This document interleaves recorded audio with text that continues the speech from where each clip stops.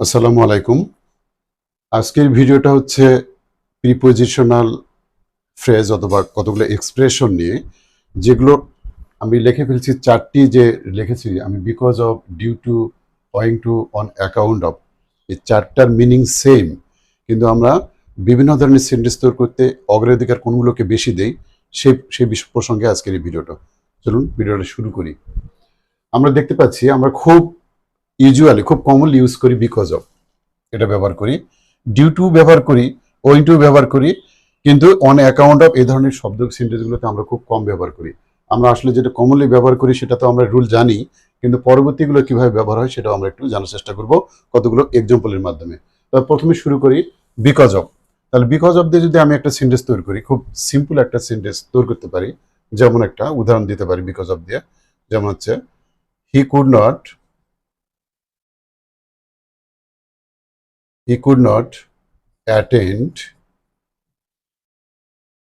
attend the party because of bad weather.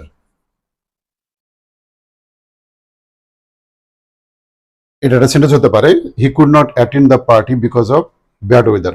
Bad ওয়েদারের কারণে সে পার্টিতে হাজির হতে পারলো না, এটা একটা হতে পারে। আমরা ডিউ টু দিয়ে একটা উদাহরণ এক্সাম্পল দেখি। আমরা ডিউ টু আসলে দুটো কনটেক্সটে ব্যবহার হয়।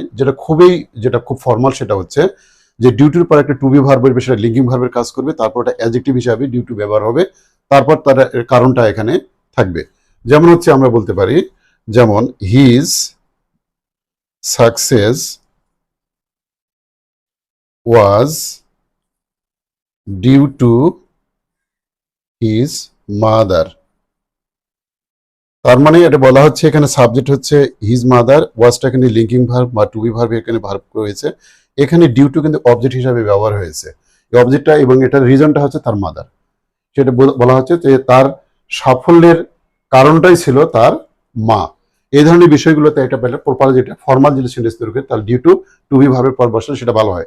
কিন্তু মডার্ন ইংলিশে এটাকে মানা হচ্ছে না, এটা সামনে পিছনে সব জায়গায় বসে, এটাকে আমরা রিজন হিসাবে ধরে এটাকে আমরা সেন্টেন্স তৈরি করা হচ্ছে। এনিওয়ে, আমরা চলে যাব ওয়িং টু। ওয়িং টু দিয়ে যদি আমরা একটা বাক্য তৈরি করি, তাহলে হবে এটা ওর কারণে বোঝাবে। যেমন হচ্ছে he could not run the business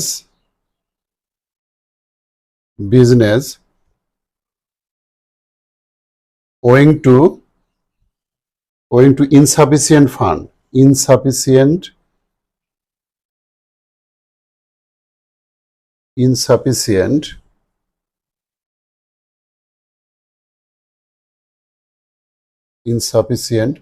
fund.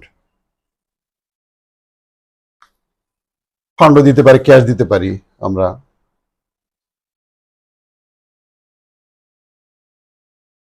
ক্যাশও দিতে পারি। তাহলে হি could not run the business owing to insufficient cash, তার মানে অপর্যাপ্ত টাকার অভাবে সে বিজনেসটি চালু করতে পারলো না। এটা আমরা এখানে ওয়িং টু ব্যবহার করেছি। আবার ডিউটি এখানে ব্যবহার করেছি, এখানে বিকজ অফ ব্যবহার করেছি। খুব কম ব্যবহার আমরা দেখি অন অ্যাকাউন্ট অফ। এটাও একটা খুব ফর্মাল, একটা খুবই ইংলিশ লিটারেচারে বলেন আর বিভিন্ন রাইটিং টেক্সটে আমরা দেখেছি কনটেক্সট, এটা অন অ্যাকাউন্টটা খুব মানে অ্যাট র্যান্ডম ব্যবহার হয়েছে। তো এটাও আমরা একটা উদাহরণ দ্বারা বোঝার চেষ্টা করি যে কিভাবে এই সেন্টেন্সগুলো তৈরি করা যেতে পারে। যেমন হচ্ছে আমরা বলতে পারি, he can not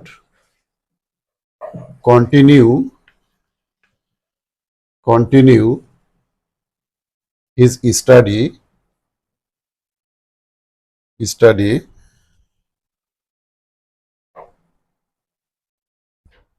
on account of his poverty.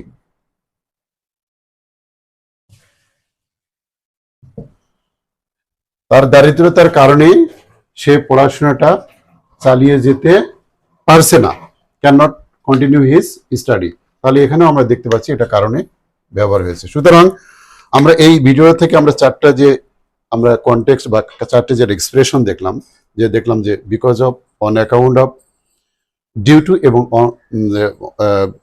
Owing to, এগুলো থেকে আমরা বুঝতে পারলাম যে এই ধরনের আমরা সেন্টেন্সগুলো দেখে আমরা সিনোনিমাস শব্দ হিসাবে যদি আমরা নিজেকে সমৃদ্ধ করতে চাই, তাহলে এই ধরনের আমরা যে মানে সিনোনিমাস যে এক্সপ্রেশনগুলো বা ফ্রেজাল ভার্বগুলো রয়েছে সেগুলো যদি আমরা মাথায় এটাকে আমরা ধারণ করতে পারি, তাহলে লেখার সময় আমাদের কোনো ব্যারিয়ার হবে না, আমরা স্মুথলি লিখতে পারবো।